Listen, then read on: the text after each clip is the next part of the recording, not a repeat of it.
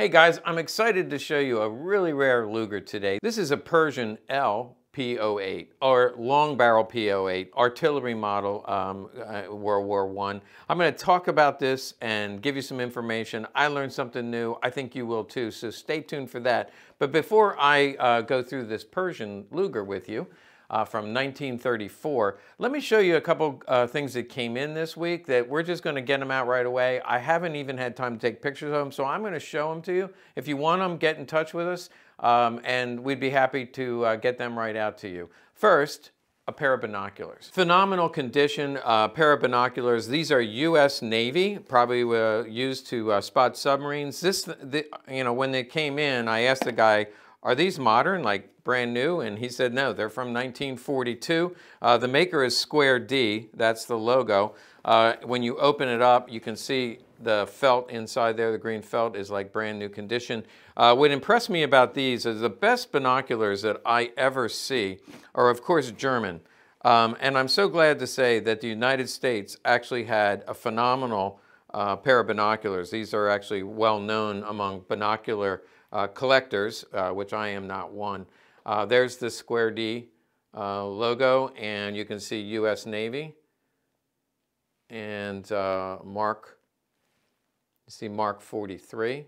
That actually might be the date. I think I said 1942, but it might be 1943. And there's the maker. But what's important about these are the optics on these are phenomenal. It does have the sun shield for using on the water. Very rare pair of binoculars. Again, I don't collect binoculars, but whenever I show binoculars, several of you will contact me and say, I'll take them. This is a phenomenal set in pristine condition. Next, I'm moving fast, so stay with me. Next, I have a Type 44 Japanese cavalry carbine. I was going to say cavalry, but that has to do with Christianity. This is a cavalry carbine in absolutely pristine condition. Now the wood is a little bumped up. Let me get closer here. You can see the bumps and bruises in the wood, and you always see this split where it's two pieces of wood that have been put together. That's almost always there. In fact, every Japanese rifle I see has that feature. The wood's a little beat up, but when you look at the metal, it's absolutely pristine. Just remarkable gun. And you can see the Type 44. Also, full mum is still intact, which is hard to find. And you can see it's from the Nagoya factory. The dust cover is missing, but the action on this is very smooth. It has the artillery sight. And it has the folding bayonet, again, in pristine condition. If you look at the condition of this metal, it's just phenomenal. So this is a rare find in this condition, just almost unissued condition. Again, the wood is a little beat up, but the metal itself is like brand new. Beautiful, beautiful piece. Will be available, as I said. We haven't even put it on the site yet, haven't even taken pictures, so you're seeing it before anyone else. And the second final rifle I wanted to show you is a SKS, Russian SKS. You can see here, 1954. And it's a product of the Soviet Union. This thing is like brand new. The wood is dark, but it is like brand new. You know, if you watch my time machine videos, this is very much like the time machine guns that I've showed you. There's a marking here, and then on the other side, you can see here the markings for the Tula factory and the serial number, and again, in unissued condition. Just absolutely incredible. All matching, of course. There is a little bit of ding. There's a ding on the wood here, a few dings here and there, but otherwise pristine condition. And just like the Japanese rifle, this one comes with the folding bayonet. On this model, you just pull down, flip up, and then of course this fits over the barrel. You can do that pretty easily. Very cool gun. I don't collect SKSs, don't know a whole lot about them, but Russian SKSs are pretty desirable and almost never found in this unissued condition. Okay, now I'm back in my wheelhouse. I don't know, I don't collect a lot of that, certainly not binoculars or SKSs, but Lugers. I've done a lot of videos on Lugers, but I've owned one other Persian, and that was probably about 6 or 8 years ago. This just came in this week, so I thought I'd tell you a little bit about it. The order came from the Shah of Iran. Actually, in 1934, the country was called Persia. And this model is usually known as a Persian Luger. There were 4,000 Lugers ordered by the Shah of Iran in 1934. However, they weren't delivered until 1935 and 1936. In 1935, the Shah of Iran said, from now on, our country will be called Iran. So it switched. When it was ordered, it was a Persian contract. When it was delivered, it was Iranian. So whenever in fact, if you Google search it, it's almost always listed under Persian Luger. When I see them in auctions, they're called Persian Lugers. So this is an example of the artillery model Persian Luger. Now, the Shah ordered 4,000 of these. 3,000 of them were the standard 4-inch barrel that you are familiar with Lugers. The 4-inch barrel is pretty standard. So there's 3,000 standard 4-inch barrel and only 1,000 of the artillery models. So there's only 1,000 of these made. The leather, we'll start with the outside. The leather is actually Iranian or Persian leather. The country of Persia or Iran was very famous for their leather goods. They made beautiful leather. This looks very much like the German leather, but in fact, it has slight differences. And I wouldn't have even known it. Just going through a gun show, I wouldn't have realized. But this piece right here, on the German model, this circle on both sides is completely cut out, but on the Persian model, it's all one piece. There's also some other stitching differences. The closure strap is a little different. And then also in the German model, this was riveted on. This is the boot. These pieces were riveted on. In the Persian model, it was stitched on.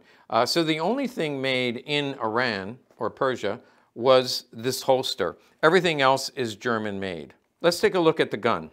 Okay, so the finish is the typical 1934. This would be comparable to like the K-date Luger, same period of time, 1934, but not made till 35, 36. So maybe the finish would be more like the G-date or the 1936 Luger.